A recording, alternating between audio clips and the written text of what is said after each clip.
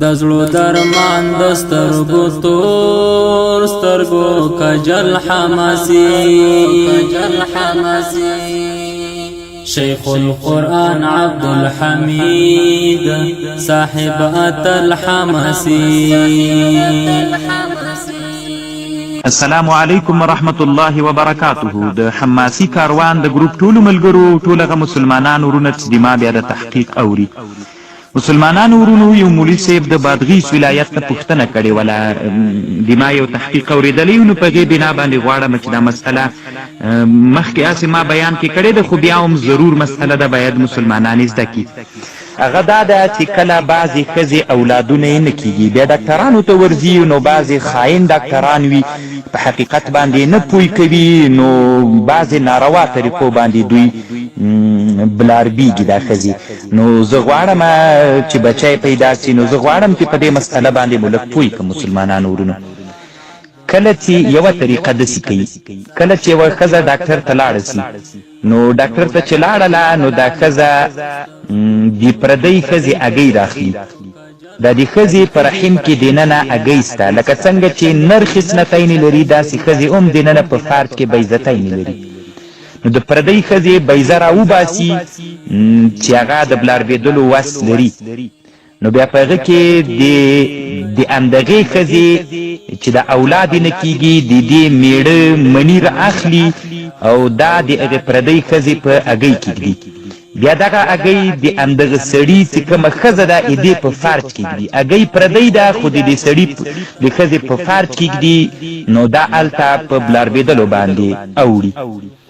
ځکه د دغې ښځې چې اولاد نه کېږي د دې اګۍ بلاربېږي نه نو د بلې ښځې اګۍ ورته راخلي چې دې ته رحم المستأجره م وایي. دغه اسلام کې حرام او ناروا ده. دغه په طریقه باندې که بچی پیدا سو دا په اسلام کې ناروا ده جواز نه لري حرامه ده. دا یو طریقه شوله. بله طریقه دا ده چې اګۍ د همدغه سړي چې کوم سړي ښځه ده د دې ښځې چې اولاد نه کېږي اګۍ د همدغې ښځې نه راباسي خو د سړي مني د کار نه دي تخمونه نشته ده پکې نو د پردي سړي مني راخلي د همدغې ښځې په دې اګۍ کې ورکدي ورای چې رحم ته وراچي چې وروای چول نو دا ښځه په بلاربوالي راځي. دا هم حرام او ناروا ده.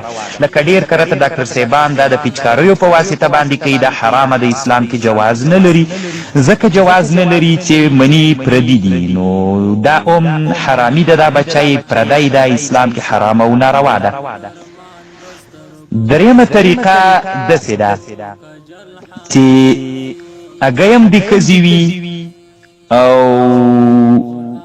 منیم د همدغه میړه وي د همدې ښځې د میړه وي نو دا مني په دې اګۍ کې واچوي خو د خپل میړه مني وي خو دا اګۍ راواخلي د بلې ښځې په فرج کې ږدي پردۍ ښځې په فرج کې ږدي چې هلته په تلقیح باندې بدله شوله په بلاربوالي باندې بېرته یې دلته رانقل کوي. دغه هم اسلام کې حرام او ناروا ده. دا درېیمه طریقه هم جواز نه لري. او بله طریقه دا ده چې نو دغه اصل کې 5 طریقې دي خو همدغه طریقې دا 3 مهمې دي چې مې درته ویلي مسلمانانو ورونو ډېر کرته بعضې ښځې وي اولادونه نه کېږي او نو هغوی بیا ډاکټرانو ته ورځي خصوصا هند یا نورې بهرنۍ دنیا ته چې ځي نو هغه ځي نه چې بېرته راسي خوشحاله چې اولاد نه ونیسو نو هغه په حرامه طریقه سوی دغه د دوی اولادونه نه دي ورونو. دې ته مو فکر وي دا اسلام کې حرامه او ناروا ده. 2 طریقې په دې کې د جواز طریقې نشته. هغه دا ده ان تؤخذ نطفه من زوجین د میړه نطفه راواخیستل سي او د میړه او د دغه سړي د ښځې بیضه راواخیستل سي نو هغه یورې باندې له رحم نه باندې په ماشینونو په واسطه کې مني پکې واچي نو هغه په بلاربالي بدل سي پس له هغه نه رحم ته ورننه باسي دا بیا پروا نه کوي جواز لري. دا صورت جایز ده. یعنی مثلا د دې سړي اګۍ راواخلي د ښځې اګۍ راواخلي د خپل میړه مني پکې واچي باندې په لابراتوارونو کې یا په ماشینونو کې په بلاربوالي بدل کې به د ښځې رحم ته نه باسي. دا صورت هم جایز ده. او دا یو صورت جایز ده. دویم صورت چې جایز ده دا ده چې تخم د میړه راواخلي او دا بیا په دغه کې هغه کې څه ورته وایي د ښځې د فرج ته د پیچکاري په واسطه باندې یا د د انسان د اعلی ذکوري په وجه باندې نه په یو بل طریقه باندې ورننه باسي دام جایز ده. مثلا یو ښځه ده چې میړه سره معامله کوي نه بلاردېږي اولاد یې نه راځي خو د دې میړه مني رواخلي هغه تخمونه یې هغه د پیچکارۍ په واسطه باندې د رحم ته نه باسي دا بیا پروا نه کوي دام جواز لري ځکه مني هم خپل د مازې د مصنوعي آلې په وجه باندې نه ویستل سول. دغه طریقه باندې چې کوم بچی پیدا سي دا هم اسلام کې روا او جایز ده شرع کې جواز لري.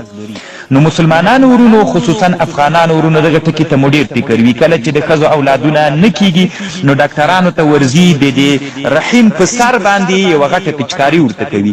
دغه پیچکاري پردي مني وي اکثره وخت کې نو د ښځې رحمونو ته وراچي دې سره مو ډېر زیات فکر وي او کوم ورونه چې ډاکټر صاحبان دي او دین باندې غیور او غیرتي ډاکټران ورونه دي نو باید هغه مسلمانان په دې باندې پوه کړي. نو کوي د خپل میړه مني د راواخلي د پیچکاري په واسطه باندې هغه رحم ته ورکته کې چې کوم ځای کې بچی په حمل باندې راځي اما پردی پیچکاري کې پردی مني ورکول دا ډېره خطرناکه مسله د مسلمانانو ورونو حرام او ناروا ده. دغه مسله علماو کتابونو کې ذکر کړې ده. فقه اسلامي و ادلته کې دکتور زهیلی هم ذکر کړې ده. په اووم جلد کې دغه مسله شته ده. یو عنوان راوړي قرار رقم 4 بشأن اطفال الانابيب 1599 صفحه ده. الله پاک مرور کې ولره دغه مسأله بیا په فتاوا الازهر کې مسته او په فتاوا الطبيه